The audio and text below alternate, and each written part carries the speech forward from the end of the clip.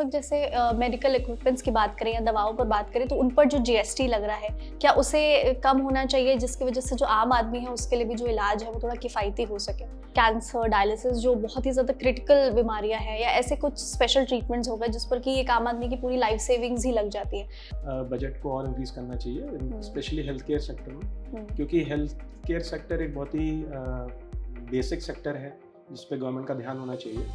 और पहले से ही जो अच्छी पॉलिसीज़ हैं गवर्नमेंट की, उनका विस्तार होना और ज़मीन पे क्रियान्वयन होना बहुत ज़रूरी है।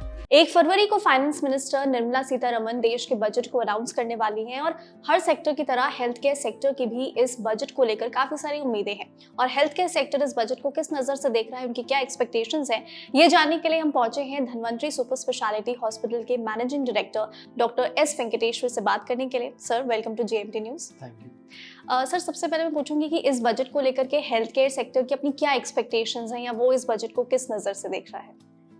देखिए, हेल्थ केयर सेक्टर की जो एक्सपेक्टेशंस हैं इस बजट को लेके, वो बेसिकली हैं कि गवर्नमेंट हेल्थ इंफ्रास्ट्रक्चर की तरफ ज़्यादा ध्यान देगी, डिजिटल हेल्थ को भी प्रमोट करे, और पहले से ही बहुत ही अच्छी पॉलिसीज़ गवर्नमेंट की हैं, आयुष्मान भारत डिजिटल मिशन और आयुष्मान भारत योजना, जिसका क्रियान्वयन के लिए और विस्तार के लिए गवर्नमेंट अच्छा बजट एलोकेट करे। अगर हम जैसे कि बजट सेक्टर की बात करें तो इस वक्त बजट में जितना भी एलोकेशन किया गया है स्पेशली हेल्थ केयर सेक्टर को, आपको लगता है कि इस बार के बजट में उसको थोड़ा सा बढ़ाना चाहिए प्रेजेंट सिनेरियो को देखते हुए?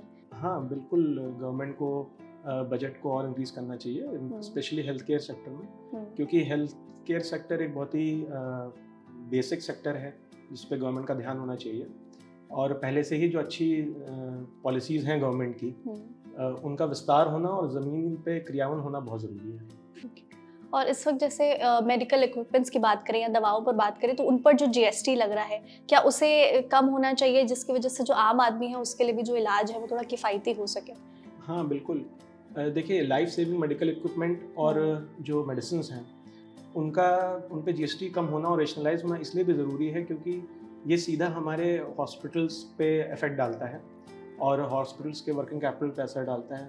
तो जब ये कम होते हैं तो मरीजों को भी एक सस्ता इलाज प्राप्त होता है, और जो अस्पताल की सुविधाएं होती हैं वो भी कम आय वाले लोगों तक पहुंचती हैं। अगर बात करें गवर्नमेंट हॉस्पिटल्स की या फिर प्राइवेट हेल्थ सेक्टर में, तो इनके बीच में बैलेंस एक बना रहे, बैलेंस सही तरीके से बना रहे, इसमें आपको क्या लगता है कि बजट किस तरह का रोल प्ले करता है? देखिए, गवर्नमेंट को इसमें मेरी समझ से पीपीपी मॉडल पे ही वर्क आगे बढ़ाना चाहिए, उसका और विस्तार करना चाहिए। जैसे आयुष्मान भारत योजना गवर्नमेंट लाई है, तो प्राइवेट जो हॉस्पिटल्स हैं उन्होंने भी जो कम आय के व्यक्ति हैं उनको मुफ्त इलाज दिया है। हमारे हॉस्पिटल्स भी मुफ्त इलाज देते हैं। तो इसी मॉडल को सरकार को और विस्तार करना चाहिए जिससे ग्रामीण इलाकों तक भी हम लोग पहुँच सकें। आपने जैसे ग्रामीण इलाकों के जिक्र किया, रूरल एरियाज़ में जो छोटे शहर हैं जहाँ पर हेल्थ फैसिलिटीज़ अभी उतनी डेवलप नहीं है, वहाँ पर हेल्थ केयर सेक्टर का जो इंफ्रास्ट्रक्चर है वो और भी ज़्यादा बूस्ट कर सके, उसके लिए आपको क्या लगता है कि सरकार की तरफ से क्या कदम उठाए जाने चाहिए?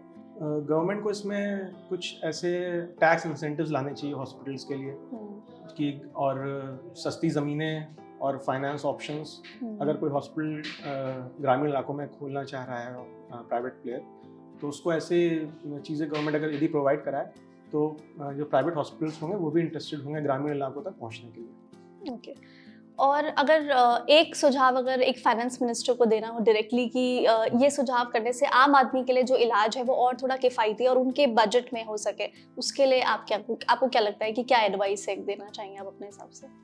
मेरी समझ से आयुष्मान भारत डिजिटल मिशन और जो आयुष्मान भारत प्रधानमंत्री जन आरोग्य योजना है, वो पहले से ही पूरे विश्व की सबसे बड़ी योजना है, और इसका सरकार को और विस्तार करना चाहिए और ज़मीनी रूप से इसका क्रियान्वयन हो, इसके लिए बजट एलोकेशन और करना चाहिए। ओके। जिस तरह से हेल्थ केयर सेक्टर में अक्सर डॉक्टर्स या फिर स्टाफ की शॉर्टेज की बात होती है, इसको बढ़ाने के लिए स्किल डेवलपमेंट पर या ट्रेनिंग पर आपको लगता है कि ज़्यादा फोकस होना चाहिए?